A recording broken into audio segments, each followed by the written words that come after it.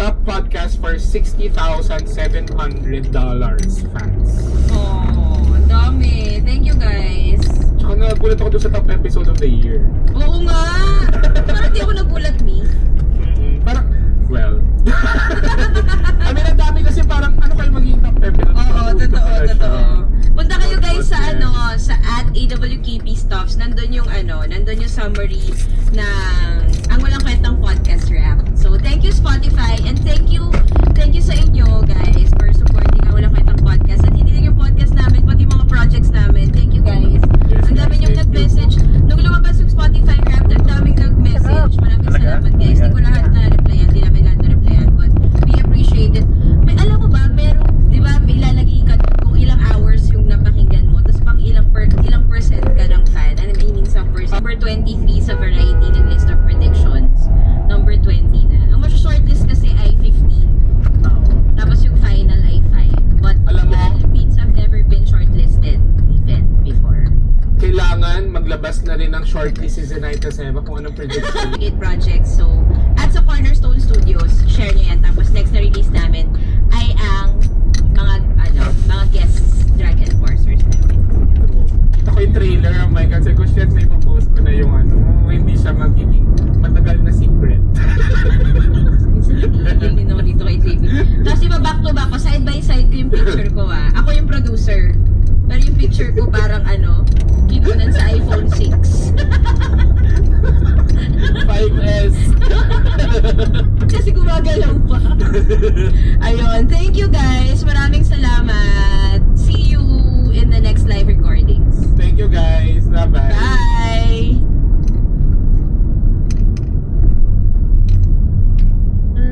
Hashtag depressed. And the feeling ko, oo naman. Parang may pagpapasalamat. I know. Oo naman. Is this a sponsored post?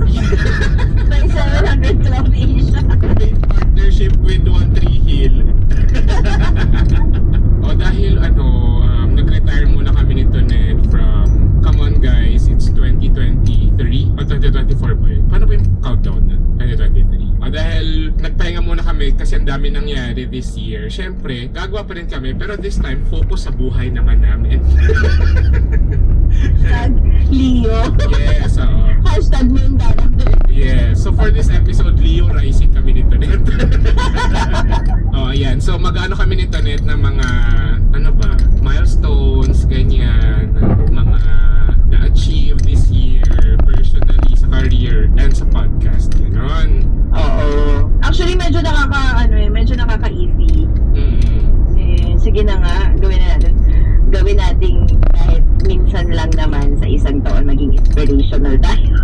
Yes. So ngayon, magbabasa si Tonet ng isang verse sa... Sa libro ni Ate Bianca Gonzalez. Yes. Ang paano ba to? Hi Ate Bianca. How to be inspirational like you. Yes. How to inspire others. Thanks guys. Catch up na lang ulit.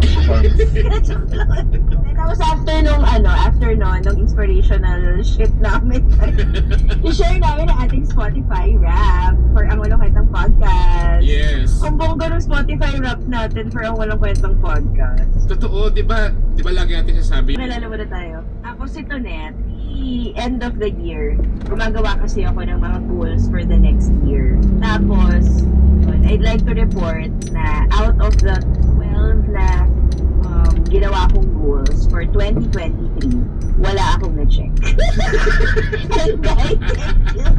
Talaga, ni isa wala? Kasi dapat wag natin nadayain yung sarili natin. Monthly kasi yung dapat. Like for example, meron ako nilagay doon parang monthly derma visit. Pag meron na ako isang hindi napuntahan, like nung November, hindi ako nakapunta. Kahit na twice ako nagpunta nung October. Huwag natin dayain yung sarili natin, JP. Hindi ganon. Bakit twice ka kasing nagpunta ng inaman? Ano ba yung mga pinaayos mo? Sobrang hirap mo nung ginagawa mo. Yung isa kasi kinonsult kita. Sa derma? Friend ko kasi ako. Therapy! Representative. Bali, nagka-pimple potion. Napapansin ko na pag nagka-podcast kasi medyo oily.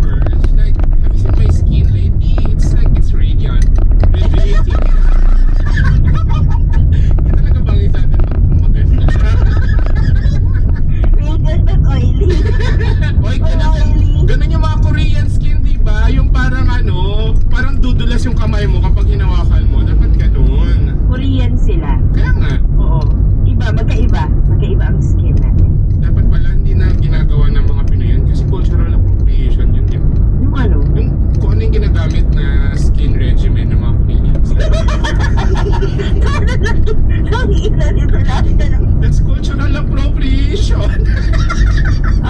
No, ikaw. Ako si JP at hindi ako naglista ng mga goals ko for 2023 kaya okay lang ako ngayon. And I thank you. Kumbaga, wala ka na lang si Seth ni Yaji. Oo, kumbaga I'd rather be surprised than disappointed. Ganon. So, mayayaman niya na Set the bar very, very, very low. No. Kaya hindi reach for the stars so you can land on the moon. Ay, reach for the, Reach for the sand. reach for the, reach for the sand. Can reach it anytime. And keep your foot on the ground. Ganon. Wala ka ang goals. Kasi wala, hindi ako naglista nun. Ang ginawa ko lang nung bagong taon, yung... Naglista ng utang. Hindi, yung mga coins, nung pumatak na yung January 1, 12, nagsaboy ako ng coins dito sa bahay. Oo. Boy. Yun yung ginawa ko talaga. Hindi ako Blessing yarn. hindi ako naglista ng goals. Parang yayaman ako Minsan next ano? year.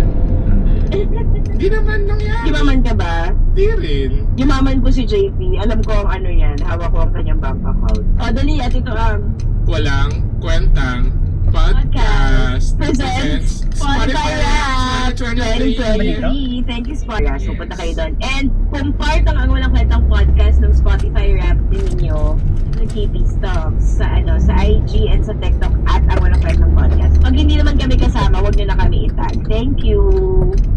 Pero thank you sa mga nagtag. Ang dami nagtag, no? Oo, hindi na namin napasalamatan lahat dito net, pero thank you. Oo nga, trinay ko nga eh. Yun. Thank you so much. Grabe yung mga top fans, ganyan. Tapos may mga pa, may kapag nagtatag pa yan ng iba ng IG stories, may pa, short message, no? Katuwa. Oo, haba. Gumawa ng essay sa IG story. Thank you guys. Maraming salamat. Ito na ito na pag-usapan natin. JP, ano nga ba pag-usapan? Ulit-ulit, yung mga milestone sa career, ganyan, sa life, ganyan, kung ikakasal na ba kayo ni Dan, yung mga ganyan. Or kahit hindi milestone, para sa things that you are proud of. Oo, for this year. Okay, ikaw muna. Okay. Yung, ano ba? One thing, ako, nabanggit ni JP, and milestone, not just for me, and not just for the missing team, but for Project 8 din. Kasi first time talaga namin na makagawa ng isang pelikula na napiling entry of the Philippines to the Best International Feature category ng Oscars. So, yun yung pagkapili ng The Missing or 80 Mapupukhaw. Tapos, yun nga, nakakatuwa kasi ano lang siya, very small film. It's a Cinemalaya film. Premiere ng August 2023. It won a lot of awards there. Tapos may nakuha pa kang first time ever na makapasok ang Pilipinas sa listahan ng Variety Magazine na predictions. Tapos pinakamataas. Oo, na top 20. 15 yung isa-shortlist eh. So, December 21 ang release ng shortlist. Siyempre, long shot pa rin, pero... Oh my God, this Thursday! Long shot, pero we're still very, very hopeful. Kasi, kapag mangyari yun nga, it will be history for the Philippines. Kasi, never pa tayong na shortlist man lang. Never pa tayong na-nominate for that. So, yun. From the 15 na shortlist, ilan yung magiging finalist? 5 ka? O depende? 5. Pero nagkaroon ng isang time na more than 5 eh. So I think depende. Depende talaga. Ayun. Sana. Pero yun. Very, very proud kami. Very happy kami. For everyone who worked on the film.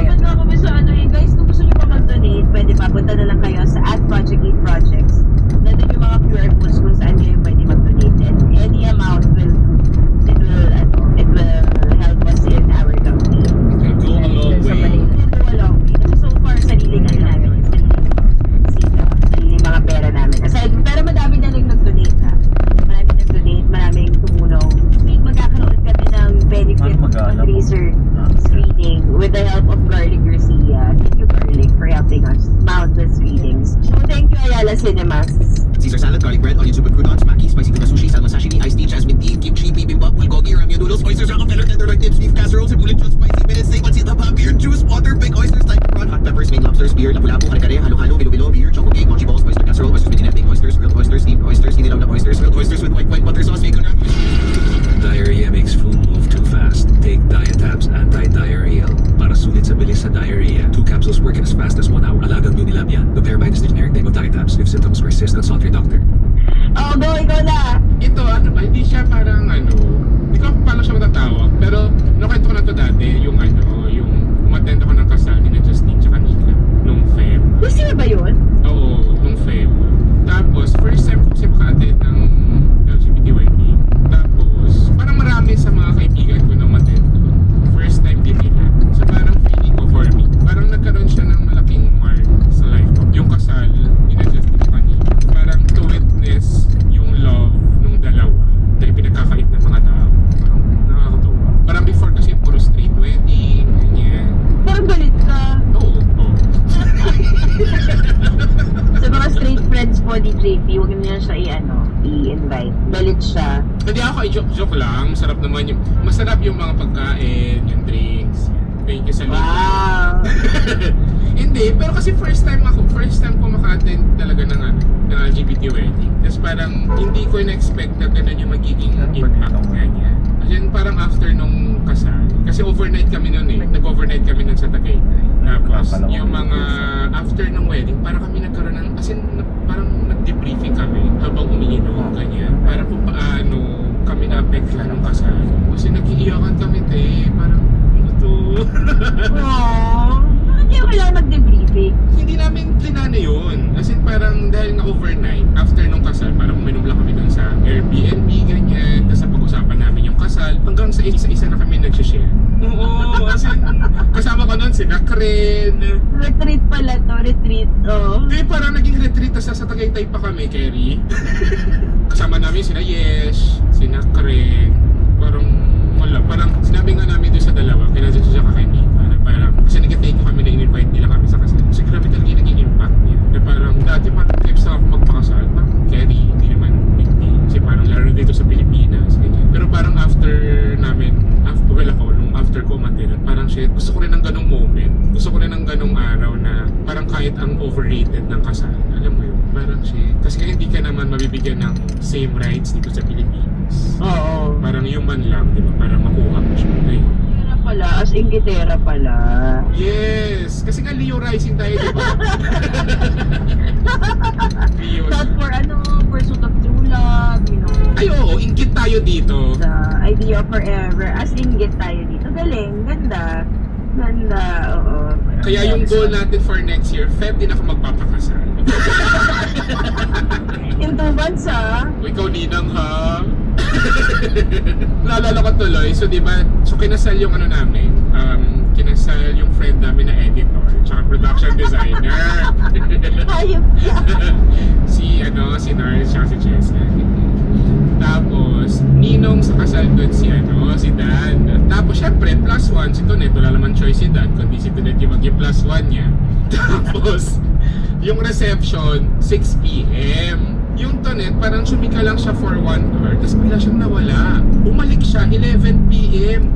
Tapos, namamaga yung mata, parang eyes, ganyan, parang tulog. Natulog sa kotse. Talaga, nandun ako during the part of the reception na super happy. Kaya habang nagkakantahan habang nagsasayawan, si Tonet nandun sa gilid, kumakain. Magpasalamat ka kay Ro, tinirang ka ng pagkain. Ay, Diyos ko. Tapos oh my God, nakita ko yung picture nung nag-post yung dalawa, si Nars at si Chesca. Parang naglalakad palabas yung shot, parang yung shot, tampuhan. Tampuhan, pero parang ngayon, naiintindihan mo na kasi minsan, Lalo na 45 na kayo. papalang kanya parang, kung hindi siya pwede, hindi. Kasi meron naman siyang reason, hindi naman siya parang, or kunyari bad mood lang siya, maintindihan mo na siya yun. Hindi na siya yung parang dati na gagawin mong big deal lahat. Hindi ko alam kung I have been a good friend to a lot of people. Pero siguro yung pinaka-happy, isa sa mga pinaka-happy ako when I need a friend, whether it's something big na may problema or parang chikahan lang or parang makasama sa travel or makasama sa kainan. Parang meron talagang someone na mag-yes. Ayun. Parang nakaka-happy have those kinds of friendships na iba't ibang klaseng friends, iba't ibang klaseng circles, iba't ibang klaseng friendships na especially nitong Christmas party. Na ang dami nagpunta kami na it's a workday, it's a weekday. Kasi yung oras pa. Oo. Pati yung sa Facebook na ang walang kwentang podcast after podcast chikahan. Yung sinasabi nga ni na Ina Evans, di ba nung nag-ano tayo, taong bayan tayo, na parang, ay, nandun ka pa ba nun? Oh, sorry. Ano? Sorry. Short-term memory? Katabi mo ako, di ba? sorry. O yun, sabi nga ni Ina, kahit na iniwan tayo ni Nino Jr. sa ating sabi ni Evans na parang natutuwa siya kasi sa Facebook group kapag merong mga nagtatanong na sobrang babaw pero very serious, alam mong totoong kailangan niya ng advice. Kahit siya gusto niyang daot-daotin yung seryoso yung mga sagot ng mga tao na gusto talagang tumulong. Kahit nagiging random na yung mga questions doon minsan. Pero ayun, syempre kung mababaw din naman yung alam mong pa-comedy yung tanong, comedy ito dog show din naman ng mga mga answers. Pero kapag kailangan ng serious na tanong kasi sincere naman yung pagtatanong niya, nakaka-receive din siya na ganun. So nakakatuwa yung community na na-build nung wala kayo ko. Yung parang hindi talaga natin in-expect, hindi natin siya plinano, di ba? Totoo. Nabigla na lang, marami ng mga tao. Grabe nung yung Grand Eye. Oo, yung Grand Eye po last year. This year din. This year yun din. This year din pala. Daming tao. Daming nakakatuwa. Thank you mga ka-eme. And yun, ang promise namin ay gawin namin mas bongga pa next year. So, mag-iisip pa kami ng more ways na mas mapadami yung mga may kwentong scholar. Hindi lang apat. Mas marami pang semesters na bigyan natin at makapagbigay natin ng scholarship. And yun, yung mga event, hindi namin yun. Kasi yun nga, sobrang saya nung Christmas party tsaka nung Grand Eye. Grand Eye. Tsaka yung yung Here for It, yung sa Glorieta. Oo, yung sa Glorieta. Grabe, nakakatuwa. Grabe, thank you doon sa mga nagpunta din doon. Parang may mga pumunta na parang galing trabaho, hindi naka-uniform pa. Tsaka galing probinsya, galing probinsya. Oo, yung mga galing grabe. Thank you so much. Maraming salamat. Ayun, ikaw. I think last ko na. Yung in connection doon, yung sa community, tsaka dun sa mga nag-apply for scholarship at sa mga naman. So I think isa yun sa mga malaking milestone ng podcast. Walang may podcast. Yung na-push na natin yung scholarship. Oo, totoo. Na hindi siya magiging possible without the help and support of PBIP sa mga ka-EM. So nakakatuwa. Parang, di ba nung binabasa nga natin yung mga yung mga application, yung mga letters, parang nag-set tayo ng deadline pero hindi natin na-meet kasi parang kailangan in the future sana konti na lang yung maghihingi ng tulong ng sa education, sa pag-aaral kasi natutulungan sila ng dami. Yeah. Totoo. Dami naman nag-donate. So, nakakuha tayo ng course na mga scholars natin. Hanggang ngayon may mga tumutulong pa rin. Totoo. Maraming salamat guys. Tapos, na-try namin makahanap pa ng ibang ways na mag-reach out tayo sa kanila sa mga yung makukuha as scholars. Or gawa tayo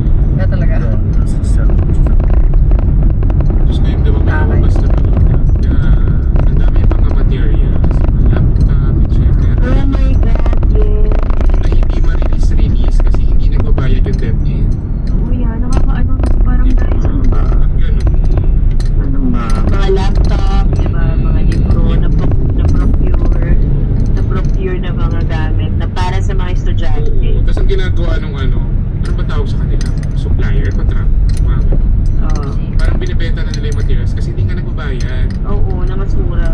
Ayun. So thank you sa mga nagsasubscribe monthly, annual, one-time ticket, ganyan. Kasi doon nakukuha natin yung pang-support natin sa mga school. So thank you guys. Totoo yan. Super thank you guys. Thank you mga ka-MS. Oh, Tara, inspirational. Oo, nakakatuwa. Thanks guys. Thank you. O, punta tayo sa ano natin. Isang na dapat ma-proud din tayo. Not just kami dalawa ni JD, pero kayong mga part din ng ang Walang Kwentang Podcast community. Ang Spotify Wrapped Yes. na ang Walang Kwentang Podcast. Ayan, so kailan ba lumabas yung Spotify Rap? Early this month. Ano? December ba? O tama, December. Okay. Parang ang lumabas sa amin, sa Spotify Rap namin ay 3,900 minutes created. Ang dami natin. Uy, in fairness naman sa atin, kahit na na-busy tayo sa mga projects na ginawa natin. Totoo. Naging ano naman tayo, with outlet during the pandemic. Pero gusto rin namin ma-push yung mga sarili namin na hindi na lang to basta hobby. This is something na kailangan panindigan. True. Kasi nga, meron ng nagawang platform, meron ng community ang Walang Kwentang Podcast. So yun, pinupush namin. Kaya ganyan kadami. Sabi nga dito, in 2023, you made 24 video episodes. They were in the top 1% of most viewed. Thank you, guys. Aww, thank you. Thank you sa mga nanonood ng video episodes. Thank you guys. At thank you sa ating editor natin. Si G. Dumunta. Sumasakit na yung ulo niya kasi nagpapamove kami na nagpapamove ng internet. Siya ay taga-Project 8 din. So, ito isa niyang racket. Tapos sa aming social media, na tagagawa ng mga Mga art cards and videos. mga art cards, si Gael Magno, na taga-Project 8 din, at si Chris Cao, aming production coordinator, na taga-Project 8 din, di ba? Extension talaga to ng Project 8 yung Oy, di ba, mahusay naman sila, aminin mo naman. Totoo, lalo na ay grabe. Lalo na yung Chris nung Christmas party. Oh, parang ano yung 5 Chris ata yung nakita ko no. Tiga picture, registration, sa games, tiga video. Taga-ayos nung kasi ang taga dumating nung tech guy. Tsaka si Neil, yung sa sales natin. Thanks Neil. Oo, hi Neil Cirilo. 1,700 fans. Top 5 yung ang Walang Kwentang Podcast for 119,700,000 fans. Yes. And top 10, more tayo ng top 10 for 138,400 fans. Oh, thank you so much. Maraming salamat guys. Salamat sa mga nag-tag ulit sa amin nung nirelease to. Thank you so much. Tapos nakita ko lang yung art card natin kasi bago na. So thank you kay Justin Besana. Oh! Thank you Justin na gumawa ng aming bagong mukha. Thank you Justin, ang bongong-bong. At pero yung logo ay galing kay Glenn. Yes, thank you. Thank you Glenn. Ang top episode of the year natin ay Not Safe for Work. NSFW na video. What Mems Part 2 featuring Nilo Almeida Jr., Ina Evans, and Direk Rod C. My God. Bakit pag Not Safe for Work, yun talaga yung gustong-gusto talagang pinapakinggan. Kasi naalala ko top 1 podcast episode pa rin natin. Yung kay Angki. So grabe, thank you dun sa mga obama din ang pagbabalik niya. Grabe nun. Shit! Ang dami, baby. Maraming salamat. Thank you guys. At thank you sa mga sa mga guests natin na laging game na game. Totoo. Maraming salamat guys. Lumalabas yung pagkakanal nila pag nasa Walang Kwentang Podcast nila. Thank you so much. Yung kay naalala ko yung kay Julia Montes. Parang hindi niya ata kinaya yung pagkakanal nung episode. Napapatakip na lang siya ng mukha. Oo. VIP na lang siya. Nasa listener siya. Pero thank you sa mga Ayun. nag-debut, sina Alex De Rossi, Eugene Domingo, Piola Pascual, Arizona Brandy, Marina Summers, Mga queens natin, PPN. Thank you guys. Salamat. Thank you very much. Thank you everyone. So try pa rin namin mas makapag-invite ng more guests, more debuts sa 2024 para yun, mas dumami pa yung mga nakikinig na Walang Kwentang Podcast. Maraming salamat sa mga messages nyo. Uy, ang dami rin nag-message yung mga nakapasa ng boards, Oo, yun ang bar. nakapasa ng bar na parang podcast yung pinakikinggan ko, nag-review ko. Hindi ko rin alam kung bakit. Paano siya pumasano? Parang kung yun yung pinapakinggan mo. Well-rounded. I mean, Galing. kung gano'n yung mga lawyers na napoproduce natin, di ba? Matalino, ngunit kaya rin maging kanal. Ang ganda no, para kunwari, not guilty, tapos sumagot yung lawyer na, ano, naka-M pa, oh, gusto mo medal. Ganda, di ba? Ganda nun. Let's go ka MS na lawyers. Looking forward, di ba? Kailangan gawin nating mas makulay ang life. Totoo. Ang ganda nun. Pero aside from that, syempre, mga ka-MN na lawyers, sana maipagtanggol nyo ang mga dapat ipagtanggol. Totoo. Ng mga taong hindi kaya ipagtanggol ang kanilang mga sarili. Okay, so ayun ang ating hashtag Spotify Rap. Yes. Thank you, Spotify. Thank you, Phil. Ayan, so kung hindi nyo pa nakikita yung ano nyo, Pakabidab-dab mo Spotify talaga. Rap results, Yung punta kayo sa tatakpan ka nga Spotify niya. app, tas andun yun, Rap 2022. Tapos click nyo lang. Tapos, para siyang IG story. Na pwede yung i-share agad naman.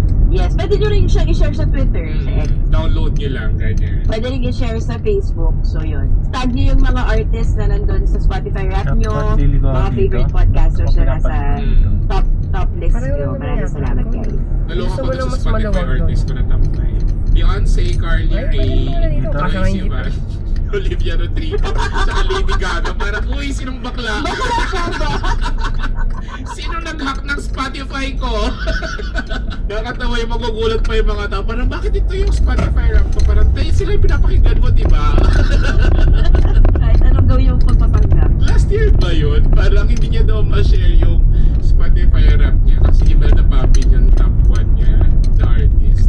Hinihirap na lola niya. Top artist niya, Imelda Papin. Pero kay Lola. Thank you, Spotify. Ayan. So, sa mga brands dyan, baka naman you'd like to partner with us, feel free to email us itong walang kwentang podcast@gmail.com. And if you like this episode and podcast, please follow us on Spotify. Click the follow button and also the bell button. Kung gusto nyo ma-notify kayo tuwing bago kaming lapag, share nyo yung mga hashtag Spotify rap nyo. Mention us on Twitter, Instagram, and TikTok using the hashtag ang walang kwentang podcast and hashtag Spotify rap. Official IG namin at AWKP Stocks. Official TikTok namin at ang walang kwentang podcast. Follow nyo na rin ang Project 8 Project sa TikTok at Instagram for more updates sa mga films and series namin. Ako naman at Tonetta Downing. Ako naman at JP Habak sa Instagram. Tapos meron din kaming ang walang kwentang podcast after podcast chikan kung saan pwede kayo mag-share ng Spotify rap results nyo tsaka yung ano yung mga milestones na naging proud kayo for this year. And next year, oh my God, abangan nyo ang tambalang Tonetta Downing at JP Habak sa pelikula. Ibang Oh, sana walang bakit. never yet sa speech. Pero for the first time, napagbigyan na po tayo ni Tonetta Downing. Kunin ako bilang director. Kahit pa paano, na-earn ko na yung trust niya. Kaya sobrang thank you po ako kay Miss Tonetta Downing. Thank you po. Hindi ko pala nasabi ng JP kasi parang go back to the drawing board kasi Drawing board? Di ka marunong mag-drawing, Tonetta. hindi nga ang saya ng project na to. Hindi pa namin pwedeng i-disclose. Pero next year, push. Yes. Isa din ako doon. Dyan ba yung layover? Baguio? Baguio. Secret muna, pero yun, super happy matutuloy na. Okay, hindi pa namin pwede masabi kung anong project later. Pero malapit na yun. Thank you, guys. Yeah. Thank you guys. Yun. We release a new episode every Monday and Thursday. Tinatry namin ng 10 a.m. pero yun push. Magpapaalam muna kami na hindi kami magre-release ng episodes sa first 2 weeks ng January. Okay lang ba? Oo, pahinga lang kami saglit. Kaya lang ba? Pahinga lang kami. Pero abunin namin yung mga episodes namin sa 3rd and 4th week ng January. Pero abangan nyo January 18 on Prime Video, the pilot episode of Dragnet Season 2. Kasi madaming Yes. So I think magbabalik yung scene tsaka yung sasabihin. Oo. So abangan nyo yung episode ni Alaska Thunderfuck. At finally, isa siya sa mga Drag Enforcers. Na-release na namin yung mga Drag Enforcers namin. Alaska Thunderfuck. Alaska Thunderfuck. Dari De Leon, Andrea Brillantes, Vinny, Yang Constantino, Megan Yang, Alodia Gosenfiao, Rufa May. Oh my God. Abangan yung episode ni Alaska para ma-post na ni Jamie yung Yes. picture niya na inangkin niya yung Starbucks na ako naman. Ang bumili. Thank you! Bye, guys! Antoinette, stop making a fetch happen. It's not gonna happen. O yun na, January 18, mag-subscribe na kayo guys sa Prime Video. Tapos babalik kami ang 3rd week of January with a brand new set of episodes sa Bully natin. Father Severino Malyari.